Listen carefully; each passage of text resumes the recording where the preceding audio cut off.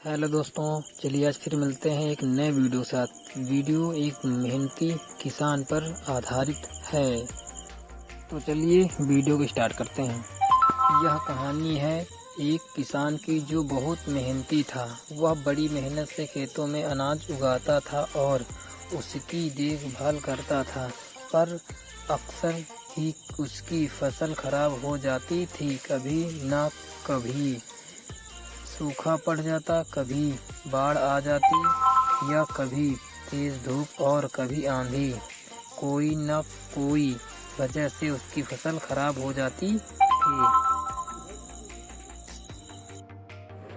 दोनों किसी पेड़ के नीचे बैठकर अपनी बर्बाद हुई फसल को देख रहा था और तभी वह गुस्से में आसमान की तरफ देखकर भगवान से कहता है कि मालिक, आपको सब बहुत महान मानते हैं और सबसे ज़्यादा ज्ञानी मानते हैं। कहते हैं कि आप सब जानते हैं, लेकिन मुझे ऐसा लगता है कि आपको कुछ नहीं पता। मुझे यह लगता है कि आपको तो यह भी नहीं पता होगा कि फसल कैसे होती है। अगर आप यह जानते होते तो हर समय जो बाढ़, आंधी और तूफान आते हैं वह कभी नहीं आती। आप नहीं जानते कि कितना नुकसान उठाना पड़ता है यह किसानों को। अगर मेरे हाथ में शक्ति होती कि जैसा मैं चाहूँ वैसा मौसम हो जाए, तो फिर आप देखना मैं फसल को कितने अच्छे तरीके से उगाता हूँ।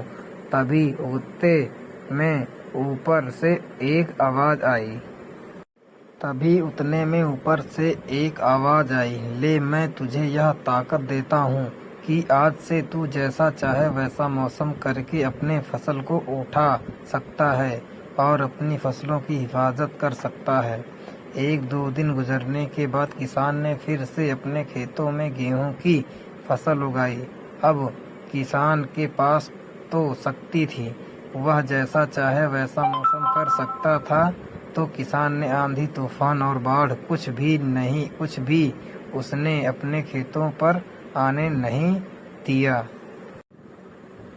किसान ने अपनी फसलों को बर्बाद होने से बचाया और उस साल उस किसान के खेत में ऐसी फसल हुई जो पहले कभी नहीं हुई थी।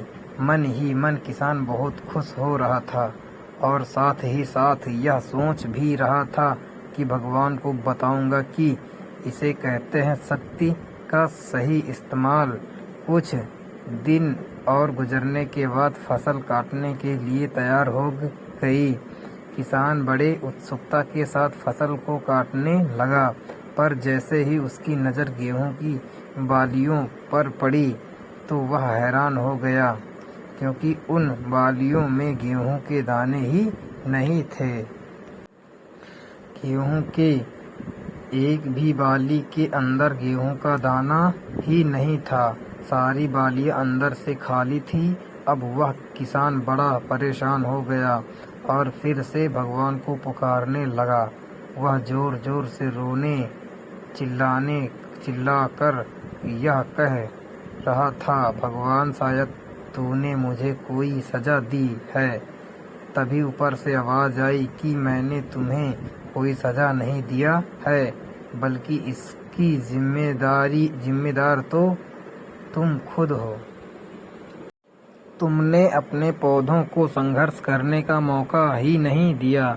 ना तो तुमने उन्हें आंधियों से झूलने दिया, ना ही तेज बारिश से सहने दिया और ना ही धूप से तपने दिया। एक भी चुनौती का सामना तुमने उन्हें नहीं करने दिया। इसलिए सारे पौधे अंदर से खोखले रह गए। जब आंधी, तूफान, तेज बारिश और धूप पड़ती है तभी यह पौधा संघर्ष करते हैं और इस संघर्ष से ताकत पैदा होती है, जिसमें पावर होता है, एनर्जी होती है और इसी संघर्ष से गेहूं का दाना बनता है। तूने उन्हें बुरे वक्त से गुजरने ही नहीं दिया, जहां उनका बनावट होता है। सारी बालियां इसलिए खोखली रह गईं क्योंकि तुमने अपने पौधों को संघर्ष करना ही नहीं सिखाया। सेम यही चीज़ दोस्तों हमारे साथ भी होती है। इस कहानी से हमें यह सीख मिलती है कि बुरा वक्त जो होता है, जिसे लोग संघर्ष कहते हैं, स्ट्रगल कहते हैं, यही से एक इंसान की तरक्की होती है। आपको पता होगा कि जब एक डायरेक्टर कोई मूवी बनाता है तो डायरेक्टर सबसे डिफ़िकल्ट रोल अपने बेस्ट एक्टर को देता है। तो जब भी आपको ऐसा लगे कि आपकी ज़िंदगी में तकलीफ़ है, बहुत ज़्यादा प्रॉब्लम है और आपकी किस्मत ख़राब है, तब खुश हो जाइए क्योंकि उस भगवान ने यह सारी प्रॉब्लम आपकी लाइफ में ही क्यों दिया है, क्योंकि उसे पता है कि आप इन सब को पार करके आगे निकल सकते हो। और ज़रा सोच कर तो देखिए कि अगर आपकी ज़िंदगी में कोई प्रॉब्लम ही ना हो, कोई संघर्ष ही ना हो, तब ज़िंदगी जीने में मज़ा ही नहीं आता।